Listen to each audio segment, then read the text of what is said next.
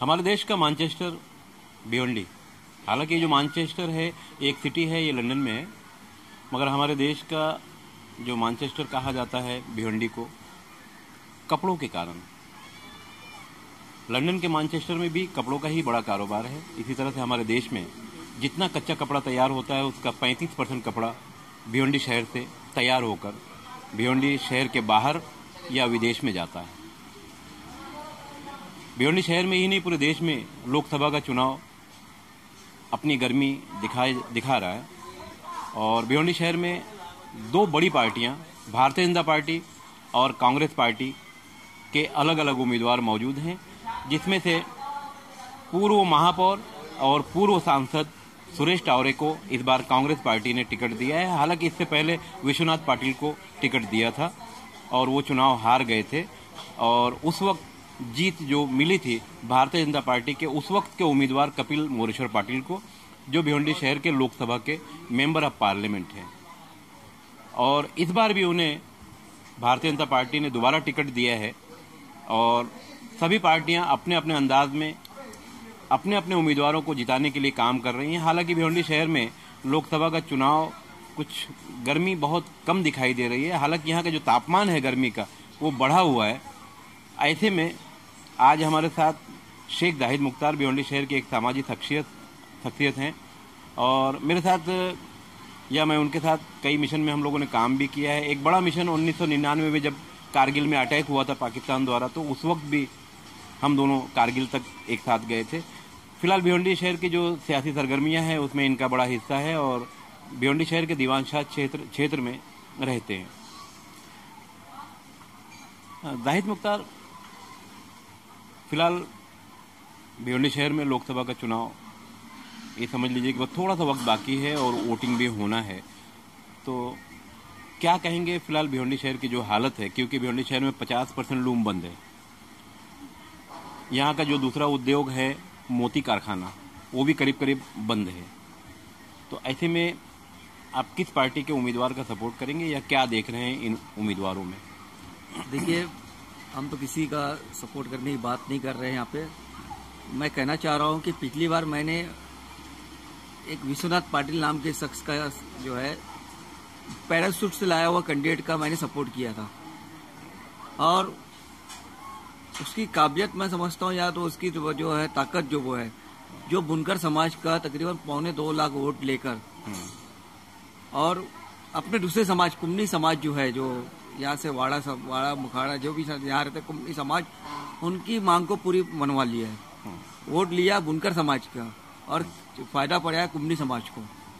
तो मेरा ये बोलना है कि यहाँ पे जो एक पार्टी है जो अपने आप को नेशनलाइज पार्टी कहती है, उसका कभी कैंडिडेट नहीं मिलते, वो पैराशूट से कैंडिडेट लाके खड़ा करती है। तो ये लोग क्या चाहते हैं भिवंडी शहर में मुझे पता नहीं है, लेकिन भिवंडी शहर का जो कारोबार है उससे बहुत ज्यादा खिलवाड़ कर रहे हैं लोग। भिवंडी शहर की आवाम से ज्यादा खिलवाड़ कर रहे हैं। अभी दिन ब दिन भिवंडी शहर का कारोबार खत्म होते जा रहा है। भिवंडी शहर का जो कारोबार है, मतलब हमारे जो दर्शक को जानना चाहते हैं, कारोबार में क्या भिवंडी शहर का कारोबार? ये जो पावरलूम का कारोबार है, ये हमारा कारोबार है, बुनकर समाज का है। और इस समाज में गुजराती आते हैं, मारवाड़ी आते हैं, तेलुगु आते हैं, मुसलमान आते हैं। समाज एक ऐसा समाज है जिसमें हर कास्ट के लोग आते हैं और कुमनी समाज में खाली एक ही आते हैं, किसान। लेकिन 5 जो जमात है, 5 लोगों का जो समाज है, उसके ऊपर किसी का ध्यान नहीं है। और हमारी जो मांग है बुनकर समाज की, हमारा पहली मांग ये है कि हमें 1.5 रुपया यूनिट पावर बिल दिया जाए। 27 HP जो है और 27 HP के ऊपर दोनों को इक्वल किया जाए और हमें किसानों को दर्जा दिया जाए। क्योंकि किसान जो कपड़ा पैदा करता है, जो बुनकर जो कपड़ा पैदा करता है, उसे 100 आदमी बनाते हैं कपड़े को। लेकिन किसान अगर जो खेती करता है उसे 2 आदमी या ट्रैक्टर के जरिए पूरा कर लिया जाता है। लेकिन 100 आदमी के ऊपर ध्यान नहीं है, इनके ऊपर 2 आदमी जो कारोबार करते हैं उसके ऊपर ध्यान है गवर्नमेंट का। हर महीने फेसो बन रहा है, किसानों के लिए बन रहा है, लेकिन बुनकर कहाँ है? हमारा जो कपड़ा पहनाता है लोगों को, वो कहाँ है? मेरा मानना है कि गवर्नमेंट इसके ऊपर ज्यादा ध्यान दे, इस सेक्टर के ऊपर जो सब ज्यादा रोजगार देता है। आज ये सेक्टर जो है 60% पावर लूम जो है यहाँ से उठकर तमिलनाडु, आंध्र प्रदेश और एमपी ये सब अदर रियासत में चले गए, क्योंकि वहाँ की गवर्नमेंट जो है उनको सस्ते दाम में बिजली दे रही है और अलग अलग फैसिलिटी दे रही है। तो इसलिए जो हमारे पावर लूम, जो हमारी शान है, हमारी आन है भिवंडी के, जो हमारा समाज जो है, इस समाज से निकल के जो है अदर स्टेट में जा रहा है। ऐसा ताना बाना जो है पूरी दुनिया में नहीं मिलेगा। जो ताना बाना हमारे पास है, जो एक कपड़ा कैसे बुना जाता है एक दूसरे धागों को मिला के, उसी तरह यहाँ इस समाज को बनाया गया, जिसमें मैंने कहा तेलुगु भी है, गुजराती भी है, मारवाड़ी भी, मुसलमान भी है। ऐसा ताना बाना किसी जगह नहीं मिलेगा आपको। तो इस समाज को पहले देखना चाहिए गवर्नमेंट की तरफ। हमारी ये मांग है कि यहाँ पे बुनकर समाज के लिए मेडिकल कॉलेज होना चाहिए, बुनकर समाज के लिए LLB कॉलेज होना चाहिए, बुनकर समाज के लिए पॉलिटेक्निक कॉलेज होना चाहिए। ये समाज की बात कर रहे हैं हम, किसी एक जात की बात नहीं कर रहे हैं। ये हमारा समाज, हम समाज के लिए बात कर रहे हैं। हमारी ये मांग है, जो भी पार्टी पूरी करेगी हम उसके आगे वेलकम कहेंगे और उसके साथ कंधे से कंधा मिला के काम करेंगे। तो ऐसे में क्या लगता है, ऐसी भिवंडी शहर में कौन सी पार्टी है जो इस मुद्दे को मजबूत करने के लिए भिवंडी शहर का ख्याल रखेगी? देखो, वो तो पार्टी को खुद सामने आना चाहिए, हमें बोलने की जरूरत नहीं है। वो उनको खुद, उनको मालूम है कि हमको क्या करना चाहिए। अगला सवाल है कि भिवंडी शहर में टोरेंट पावर की फ्रेंचाइजी है और ये भिवंडी शहर में और जो ग्रामीण क्षेत्र है वहाँ पावर सप्लाई करते हैं। टोरेंट के बारे में भिवंडी शहर की सभी पार्टियों ने टोरेंट भगाओ का अभियान शुरू किया और अपने घर को चले गए, तो उसके बारे में आपका क्या ख्याल है? देखिए, लीडरशिप मजबूत होना चाहिए पहली बात। और मैं जो है ममता बनर्जी जी को जो है उनको एक लीडर मानता हूँ। जब टाटा का जो मामला चला बंगाल में, तो एक अकेली औरत जो है टाटा की जो कंपनी है उसे भगाने में कामयाब हो गई। लेकिन यहाँ जो शहर की लीडरशिप है वो पता नहीं क्या कर रही है। हमारी यही तकलीफ हमको। तुम बोल रहे सर्विस सही दे रही, सब कुछ सही दे रही, हम मानते हैं। लेकिन जो हमारे ऊपर अन्याय हो रहा है, बिल का मामला आता है, जो भी मामला आता है, उसके लिए लड़ी क्यों नहीं जा रही है? बहरहाल तो सच्चाई है कि टोरेंट पावर के ताल्लुक से भिवंडी शहर के जो सफेद पोश नेता हैं, जो सफेद कपड़े पहनकर घर से निकलते हैं, उनके कपड़ों में दाग है टोरेंट के ताल्लुक से।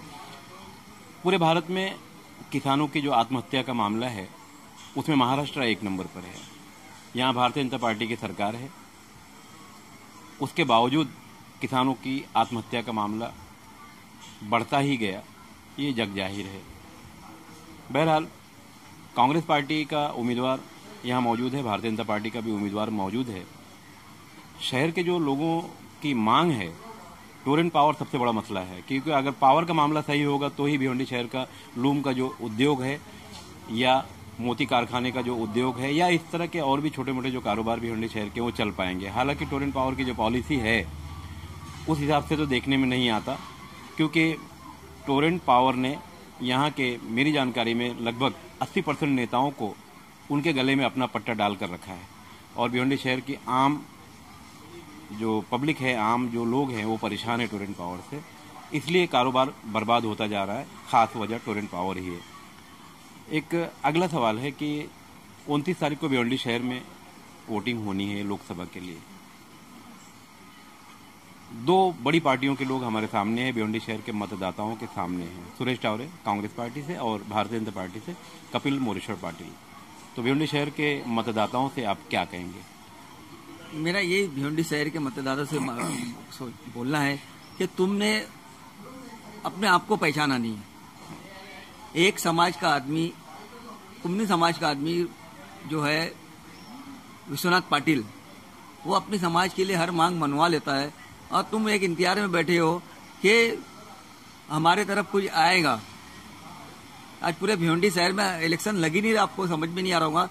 वो ये जान चुके साथ पार्टी वाले कि हम जीत चुके हैं, भिवंडी शहर में हमको ध्यान देने की जरूरत नहीं है। तो मैं उनसे भी जो पार्टी वाले समझते हैं कि हम भिवंडी शहर में जीत चुके हैं, उनको आगाह करना चाहता हूं कि भिवंडी की जो वोटर है वो समझ चुकी है कि एक समाज का आदमी इतना मजबूत ढंग से अपनी मांगे को मना सकता है। तो हम भी वही रास्ता अपनाएंगे और हमें भी वैसी मांग मनाने के लिए हमारे रास्ते पे चलना पड़े हमें। बहरहाल सच्चाई तो यही है, देश में कांग्रेस पार्टी और भारतीय जनता पार्टी की 2 बड़ी पार्टियां हैं। कांग्रेस पार्टी ने बाबरी मस्जिद का ताला खुलवाया था और भारतीय जनता पार्टी राम मंदिर बनवाने की बात करती है। हालांकि ये दोनों पार्टियां जानती हैं कि ना बाबरी मस्जिद इस देश में दोबारा बन सकती है, ना ही राम मंदिर बन पाएगा। मगर इन्हीं नामों पर अब तक देश में 1992 के फसाद में कितने लोग मारे गए, इसका हिसाब कौन देगा।